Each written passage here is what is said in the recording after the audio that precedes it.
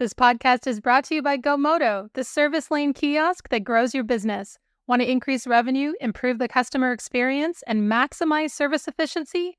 Visit GoMoto.com to learn more. GoMoto.com. Want to dive deeper into the topics you hear about on Daily Drive? We're offering listeners a special offer, 20% off a 1-year Automotive News digital subscription. That gets you access to all of our news, information, and analysis made for automotive industry leaders like you.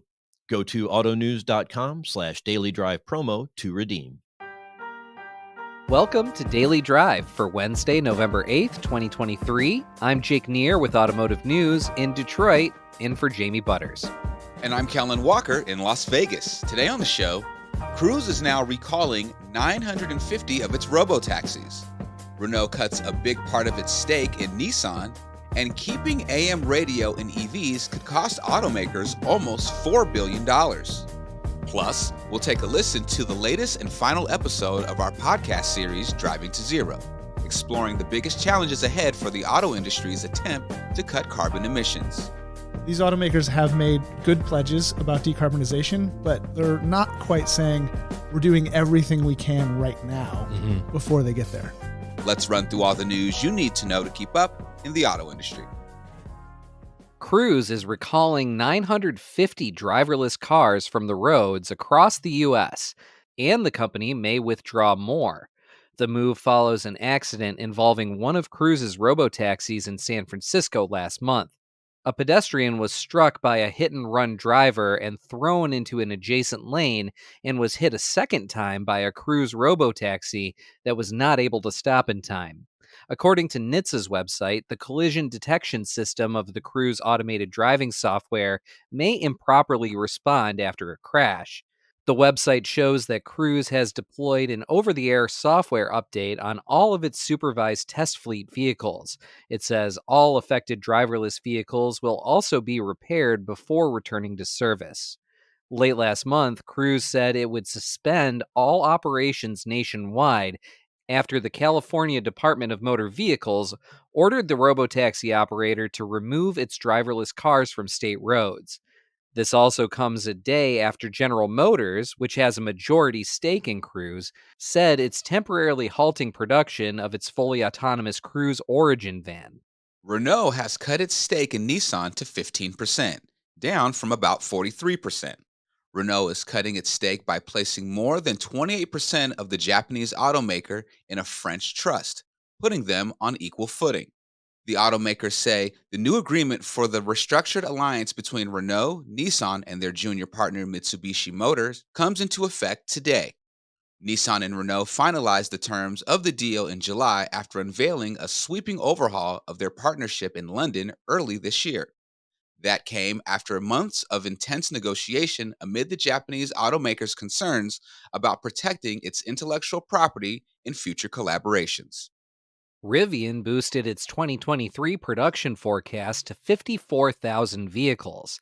That's a 2,000 vehicle increase over its previous forecast. The EV maker made the announcement during its third quarter sales report, which highlighted improving vehicle margins and potential new commercial van buyers after it ended an exclusivity agreement with Amazon. CEO RJ Scaringe said the automaker is making progress on its road to profitability through increased output of its R1T pickup, R1S crossover, and the EDV vans it makes for Amazon. It also is working to cut costs and find new fleet buyers for its electric vans. Rivian is still burning through cash despite progress on production and costs. The company reported a net loss of $1.4 billion for the third quarter. That's compared with a loss of $1.7 billion a year earlier. Revenue for the July to September period was more than $1.3 billion, which is about what Wall Street expected. And keeping AM radio in new vehicles, including EVs, could cost automakers billions of dollars over the next 7 years. That's according to a new report from the Center for Automotive Research and the Alliance for Automotive Innovation. Researchers found that reducing the electromagnetic interference generated by EVs, which can distort AM radio signals, is, quote, challenging, and could lead to added costs for vehicle manufacturers. Through 2030, The report says automakers could face a cumulative cost of up to $3.8 billion to address the interference that disrupts AM radio reception in EVs. The report comes amid a bipartisan effort in Congress to prevent automakers from eliminating AM broadcast radio in new vehicles, including electric models. Lawmakers argue AM radio is still critical during large-scale emergencies. And those are today's headlines. Coming up, we'll hear about some of the biggest challenges ahead for auto companies hoping to cut their carbon footprints. That's next on Daily Drive. The auto industry's shift to carbon neutrality is here and it's accelerating. But is it enough? This is a moral imperative, an economic imperative, a moment of peril, but also a moment of extraordinary possibilities. No more hesitancy, no more excuses, no more waiting for the others to move first. There is simply no more time for that. Driving to Zero is a new podcast series from Automotive News that looks at the auto industry's roadmap to carbon neutrality. We take a big picture look at the environmental, political, and social trends pushing the move toward a greener future. And we pull back the curtain on how these decisions are being made at the highest levels. I said, the headline that you need is GM believes in an all-electric future. And I think Dan Ammon and Mary Barra pretty much said the same thing, which is like, but we don't. Spoiler alert, they came around to that idea. Find out how and much more. I'm Jake Neer. Join me and Automotive News Executive Editor Jamie Butters on Driving to Zero, available now wherever you get your podcasts. Your service check-in process sets the tone for your customer's entire visit. Do your customers wait longer than 5 minutes to check in for service? Are your advisors presenting upsells to every customer every time? How often is the opportunity for a trade appraisal missed? When your service drive gets busy, these inefficiencies directly impact revenue. Give your customers the option to handle the entire check-in process themselves, from appointment scheduling through final confirmation in under 2 minutes. Customers have the experience they want while selling themselves, which means your advisors are freed up to focus on profit-producing activities. It's a win-win for CSI and your revenue. Introducing a smarter service lane, GoMoto is the self-service kiosk designed to grow your business. If you're ready to start increasing revenue, improving the customer experience, and maximizing service efficiency today, visit GoMoto.com. That's GOMOTO.com. Welcome back to Daily Drive. I'm Jake Neer with Kellen Walker. The auto industry's investments in cutting its carbon emissions on the road and in its plants are now reaching into the hundreds of billions of dollars. While automakers and their suppliers are going full force into a world of zero emissions, there are still significant barriers in the way. That's what we look at in our latest and final episode of our special podcast series, Driving to Zero. Here's a piece of that episode. Perumal Arumugam leads the mitigation division for the United Nations Framework Convention on Climate Change, or the UNFCCC. Often people, they say UNFCCC. Sometimes people use 4 Cs, which we do not know which is the 4th C.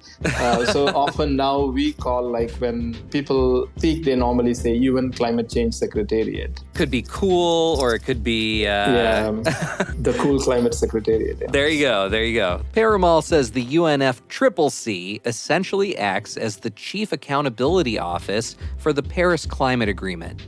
He says we're entering a critical period for climate action, and the news so far isn't good. The science is quite clear, like we have been listening alarming bells from IPCC, etc. We are still off the track. He says some of the big reasons include a lack of finance globally for climate-saving projects and methods, trade-offs and synergies between development and climate, and last but not least, in his mind, effective pricing on carbon. Once you have to pay a price for what you are emitting, you start looking at opportunities to reduce. So it brings the culture of identifying an opportunity to reduce within a given sector. That paves way for technological innovation. Regardless of the prescription, he says the transportation sector is a massive part of the diagnosis. In 2021, the global CO2 emissions from the transportation sector is like around 7.7 gigatons, which is like huge in terms of like it's 4.5 to 5% of the total global emissions. Now, a significant amount of those emissions are coming from the shipping and aviation industries. But Perumal says the auto industry still has a very important role to play. In fact, he says it's uniquely positioned to set an example to the rest of the world about how different sectors can work together to make the massive changes needed to save our climate. I think automotive industry is one area which will be a right blend between a producer and a consumer. And then if you have international financing community and the investment community putting billions and billions and dollars towards technological changes to look at transformative and paradigm shift within the transportation sector, this can offer a template. For example, remember earlier in the series when we talked about the changing relationship between automakers and electric utilities in the shift to electric vehicles? Perumal says this is another unique opportunity to show how business leaders can help transform adjacent industries. Okay, you can produce EV vehicles, but then you need to have storage, you need to have charging stations. So how this system works may also be a template which can work for an energy sector, for example, in its supply chain and the value chain. But let's look at that switch to EVs. Perumal says it's an example of another big challenge, the inherently slow speed at which these kinds of solutions move. The number of vehicles that are on the road today, the stock of the vehicles, is 15 times more than the annual new car sales that are happening globally. Vehicles are very long life products. The average age of vehicles on the road in the US today is over 12 years. And so even if we stop building internal combustion vehicles today, you'd be looking at decades to replace the 290 million registered vehicles that are on the road today. That's Sam Abu-El-Samad, a principal research analyst leading Guidehouse Insight's e-mobility division. Guidehouse is a global consulting firm. Sam's team, in part, helps clients develop their strategies on a broad range of areas where companies are trying to decarbonize. I spoke with him and his colleague, Mike Austin, a senior research analyst at Guidehouse. Mike echoes those worries about decarbonizing vehicles on the road, even under the best-case scenario. So even if nationwide we're above 30% of new EV sales by 2030, it's still less than 10% of the vehicle population. So we have all this effort and all this energy, and it takes a long time to set up those pieces in the supply chain to get to EV volume. And even with all that effort and even with all of these increasing sales, it's still, a fraction of the cars on the road. And Sam and Mike say there's also plenty of things standing in the way of that best-case scenario for EV adoption. Sam says one of the biggest barriers might just be the consumer. The problem is consumers are not rational. Consumers buy for their worst-case scenario, which is why you see so many people driving around in full-size SUVs and pickup trucks that really don't need them. But they buy what they think they might want or need on some hypothetical day. But most of the time, they don't need it. And Mike says one of the best solutions is one that automakers and customers alike probably won't accept. On a societal level, if we want to decarbonize transportation, the biggest thing you can do is not drive, and which kind of runs contrary to what the automakers are doing, which is trying to sell cars. Right. But also, again, you have an irrational consumer where you could say you could live in a one-car household, or you could use a bike, or you could take public transit. Some of that we don't have set up. There's a lot of car dependency in the U.S. all over. So there is a lot of the question of how do we reduce our overall carbon emissions falls on things that the automakers can't handle. But Sam and Mike say there are so many reasons not to throw in the towel on decarbonizing our roadways. In the last episode, we talked about the promise of technologies, including solid-state batteries. Sam thinks those faster charging batteries and better charging infrastructure could make EV ownership appealing to a lot more Americans. As charging gets better, it becomes more available and more reliable. That's the key, is the reliability, and also faster. If you've got a 150-mile EV that can recharge in 10 or 15 minutes, that solves a lot of the problem. And if you know that you're going to be able to pull into that charging station, plug it in, and it's going to work, that addresses most of the problem. Above and beyond the product, they're also optimistic about broader decarbonizing efforts as long as automakers keep ramping those up, which is still a question. Maybe it's a little cynical, but these automakers have made good pledges about decarbonization, but they're not quite saying we're doing everything we can right now before they get there. But Mike says auto companies are slowly but surely realizing the real economic benefits of cutting carbon in their industrial practices beyond just the marketing benefit of attention-grabbing headlines. Carbon neutrality is cool and fashionable now. A lot of corporations, not just automakers, like to tout it. Some of it is playing a little fuzzy with the rules, like, a carbon sequestration or carbon credits from forests, and there's not necessarily great accounting with that, or there's cases where that's being abused. And I don't really expect that most corporations are going to say, no, listen, we're not doing any carbon credits. We are like 100% carbon free. All of our electricity is renewable. There's a lot of reasons why they wouldn't do it. But as an optimist, I would also say the things that are coming along are going to help that, even if a corporation didn't want to be carbon neutral. If you look at things like the advancements in solar and wind and how the cost of generation has dropped over time, as we're electrifying transportation, as renewables become more usable and more integrated into the grid, all of these things are just going to make a stronger business case, not just a marketing case, for that decreased carbonization. So I'm hoping for the best. And he says perhaps the most likely thing to propel the industry towards zero emissions is the thing we don't even know about yet. We can't predict where a lot of this is going to go. It's super early, and there's a bunch of things that you won't anticipate 10 years from now might be a big deal. I mean, everyone points to the iPhone as the example, but when the iPhone came out, you wouldn't have expected that it would be able to warn you of health risks because of something it detected in your watch.